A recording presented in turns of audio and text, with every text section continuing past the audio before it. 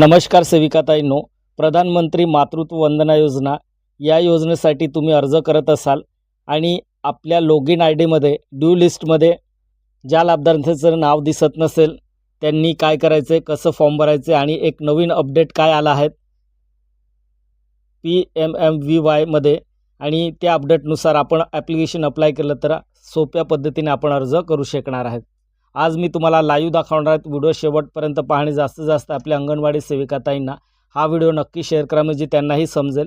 Due लिस्टमध्ये नाव नसेल, लाभार्थ्यांचं नाव नसेल तर नवीन रजिस्ट्रेशननुसार अर्ज कसे करायचं आणि नवीन अपडेट आला आहे ते अपडेट आपल्याला त्याच्यात काय करायचं ती सर्व प्रोसेस मी या व्हिडिओच्या माध्यमातून दाखवणार आहे। पहिल्यांदा तुम्ही चॅनलवर आला असेल तर चॅनलला सबस्क्राईब करून घ्या।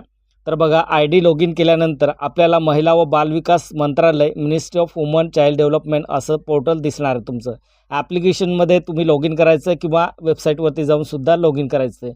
तर तुम्हाला ॲप्लिकेशनवरती लॉग इन करायचं आहे। मी ॲप्लिकेशनवरती लॉग इन केलं आहे।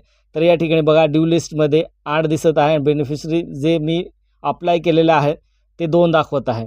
तर आता ड्यू लिस्टमध्ये आपल्याला ही ड्यू लिस्ट ओपन केल्यानंतर आपल्याला जे लाभार्थी आहे त्या लाभार्थ्यांचं नाव नसेल, म्हणजे ड्यू लिस्टमध्ये नाव नसेल, त्यांच्यासाठी आपल्याला बघायचं व्हिडिओ कसे ॲप्लिकेशन अप्लाय करायचं ते दाखवणार आहेत।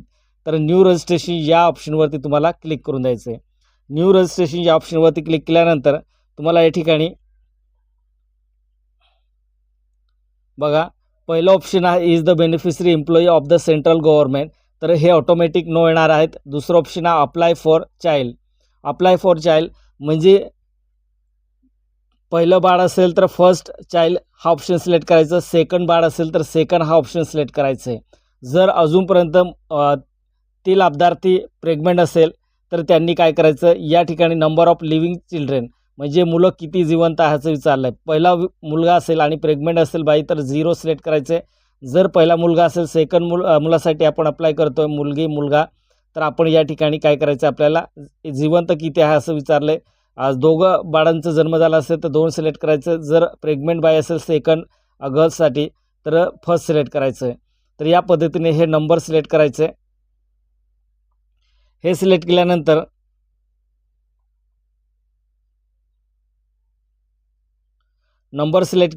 Does the beneficiary have Aadhaar card, तर PMMVY is a component of mission Shakti scheme which is the notified under the section. तर आपल्याला काय करायचं, आधार व्हेरीफाय करण्यासाठी आपण परमिशन द्यायचं आपल्याला। तर या चेकबॉक्सवरती क्लिक करून द्यायचं आहे। या चेकबॉक्सवरती क्लिक केल्यानंतर आपल्याला जसं आधारवरती नाव दिले तसं या ठिकाणी फिलअप करायचं। बघा, एक जरी डिजिट चुकीचं असेल, वड असेल तर या ठिकाणी ॲप्लिकेशन एक्सेप्ट केलं जाणार नाही। नंतर आधार नंबर आपल्याला या बॉक्समध्ये आधार नंबर फिलअप करायचे आणि एक नवीन ऑप्शन काय आला या ठिकाणी, तर हे चेक फेशियल रेकग्नायझेशन थ्रू पोशन ट्रॅकर या ऑप्शनवरती क्लिक केल्यानंतर तुम्हाला please enter 12 digit Aadhaar number digit केल्यानंतर या ठिकाणी ऑटोमॅटिक सक्सेसफुल असं SMS येणार आहे। नंतर आपल्याला एक ऑप्शन नवीन आला आहे, याच्यासाठी भरपूर प्रॉब्लेम येत होता पण आता प्रॉब्लेम येणार नाही। फेस ऑथेंटिकेशन, आपल्याला जसं आपण FRS करतो तसंच आपल्याला या ठिकाणी करायचं आहे। फेस ऑथेंटिकेशन या ऑप्शनवरती क्लिक करायचं आहे। प्लीज एंटर नेम, आपण सर्व डिटेल फिलअप केल्यानंतर डायरेक्ट या ठिकाणी RD सर्व्हिस आपल्या मोबाईलमध्ये इन्स्टॉल असेल, डायरेक्टली कॅमेरा ओपन होणार आहेत। FRS आपण कसं करतो, डोळे ब्लिंक करायचं, तसंच सेम टू सेम या ठिकाणी प्रोसेस करायचं आणि फायनली ओके या बटनावरती क्लिक करायचं, म्हणजे सक्सेसफुल होणार आहे। नंतर ऑटोमॅटिक या ठिकाणी आधार डेट, तुमच्या या ठिकाणी लाभार्थ्यांच्या आधार डेट या ठिकाणी ऑटोमॅटिक दिसणार आहे। मोबाईल नंबर कोणाचा आहे, मोबाईल नंबर या ठिकाणी निवडायचं, सेल्फ, फादर, मदर जे असेल ते। नंतर आपल्याला मोबाईल नंबर पुन्हा या ठिकाणी फिलअप करायचे। कॅटेगरी सिलेक्ट करायचे, कोणत्या कॅटेगरीचा, ST SC जे असेल ते कॅटेगरी निवडायचे। इलिजिबल प्रूफ या ठिकाणी आपल्याला कोणतं जायचं, ई श्रम कार्ड किंवा उत्पन्न दाखला किंवा कास्ट सर्टिफिकेट किंवा आयुष्यमान भारत कार्ड असे भरपूर या ठिकाणी देण्यात आलं आहे इलिजिबल प्रूफसाठी। ते डॉक्युमेंट तुम्ही सिलेक्ट करून त्याचा नंबर या ठिकाणी फिलअप करून द्यायचं आहे। नंबर फिलअप केल्यानंतर आपल्याला इम्पॉर्टंट डेट MCTSIRCHID हे तुम्हाला जर आशा वर्कर आरोग्य विभागाकडून आपल्याला RC नंबर मिळाला नसेल तर आपल्याला काय करायचं, या ठिकाणी आबा सिलेक्ट करून घ्यायचं आहे। या बॉक्सवरती क्लिक करायचा, आबा सिलेक्ट केल्यानंतर आपल्याला आबा नंबर या ठिकाणी फिलअप करून द्यायचं आहे। आधार नंबर फिलअप केल्यानंतर आपल्याला या ठिकाणी MC कार्ड, आपल्याला लसीकरण कार्ड या ऑप्शनवरती क्लिक केल्यानंतर upload MCT RCH MC card याच्यावरती क्लिक केलं तर डायरेक्टली आपल्या मोबाईलमध्ये कॅमेरा ओपन होणार आहे किंवा गॅलरीमध्ये जाणार आहे. डायरेक्टली त्या ठिकाणी लसीकरण कार्ड असेल ते कार्ड या ठिकाणी अपलोड करून द्यायचं आहे. नेक्स्ट असेल MCTSI RCH ID MCP card. बघा या ठिकाणी हे व्हॅलिड नाही, या ठिकाणी ब्लँक सोडलं तरी चालेल. ज्या ठिकाणी रेड डॉट दिसत आहे त्याच ठिकाणी आपल्याला फिलअप करायचं आहे. लास्ट मेन्स्ट्रुअल सायकल म्हणजे मासिक पाळी, शेवटची मासिक पाळी ऑटोमॅटिक आपण जेव्हा लसीकरण कार्ड अपलोड करतो तेव्हा ऑटोमॅटिक या ठिकाणी येते, आपल्याला फिलअप करायची गरज नाही. जर आलं नाही तर आपण फिलअप करून घ्यायचं आहे. तर अँटीनेटल चेकअप NC डेट म्हणजे 6 महिन्यानंतर बघा आपलं जे चेकअपसाठी नर्स येते ते आपल्याला 6 महिन्याची डेट अगोदर आपल्याला या ठिकाणी LMP डेटच्या पुढे ANC 6 महिन्यानंतर डेट टाकायचं आहे. ॲक्युरेट डेट या ठिकाणी फिलअप केल्यानंतरच तुम्हाला हे ॲप्लिकेशन पुढे जाणार आहे. जर तुम्ही चुकीचं या ठिकाणी अँटीनेटल चेकअप ANC डेट टाकत असेल, फिलअप करत असेल तर या ठिकाणी तुमचं ॲप्लिकेशन पुढे जाणार नाही. ॲक्युरेट या ठिकाणी फिलअप करायचं आहे. आपल्याला याचं कॅल्क्युलेशन करायचं लास्ट मेन्स्ट्रुअल सायकल LMP नुसार. इथून आपल्याला डेट माहीत असेल, लास्ट मेन्स्ट्रुअल म्हणजे मासिक पाळी, शेवटची मासिक पाळीची आपल्याला डेट माहीत असेल तर इझी आपल्याला अँटीनेटल चेकअप ANC डेटसुद्धा आपल्याला काढता येते.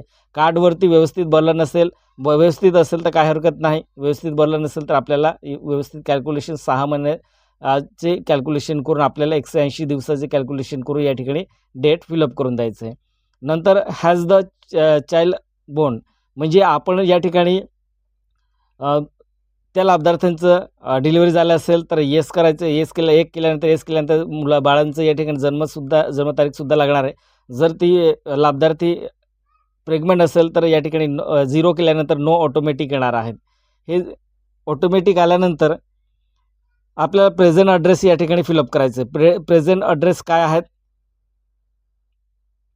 बघा, तुम्हाला एक्झाम्पल म्हणून हे प्रेझेंट ॲड्रेस तुम्हाला दाखवतो कसं काय करायचं. हे प्रेझेंट ॲड्रेस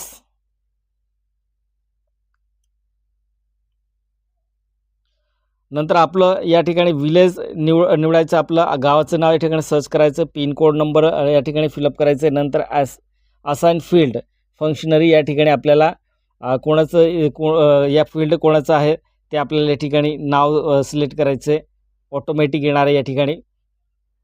नंतर फायनली प्रिव्हियस करून ॲप्लिकेशन बघायचं. प्रिव्हियस केल्यानंतर आपलं या ठिकाणी ॲप्लिकेशन दिसणार आहे, पण आपल्याला या ठिकाणी लसीकरण डेटसुद्धा आपल्याला फिलअप करावं लागणार आहे.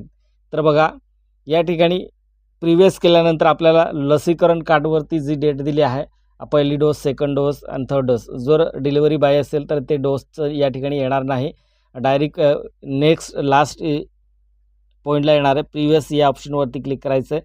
ॲप्लिकेशन तुम्हाला दिसणार आहे, ते एकदा तुम्ही चेक करून बघायचं, इन्फॉर्मेशन फिलअप केली ती बरोबर आहे किंवा नाही, नाव सर्व डिटेल बघून घ्यायचं आहे आणि फायनली सबमिट करून द्यायचं आहे. सबमिट केल्यानंतर तुमच्याकडे डायरेक्ट सक्सेसफुल झाल्यानंतर ॲप्लिकेशन नंबर येणार नाही. नाही आलं तर आपल्याला काय करायचं, हे ॲप्लिकेशन आपण सबमिट केलं आहे तर आपल्याला बॅक यायचं आहे. बॅक झाल्यानंतर आपण ॲप्लिकेशन त्या ठिकाणी सबमिट करून दिलं आहे. सबमिट केल्यानंतर आपल्याला काय करायचं आहे, खाली यायचं आहे. या ठिकाणी खाली आल्यानंतर आपल्याला सर्च बेनिफिशरी या ऑप्शनवरती क्लिक करायचं आहे. आपल्याला बेनिफिशरी ID म्हणजे ॲप्लिकेशन नंबर काढायचा आहे.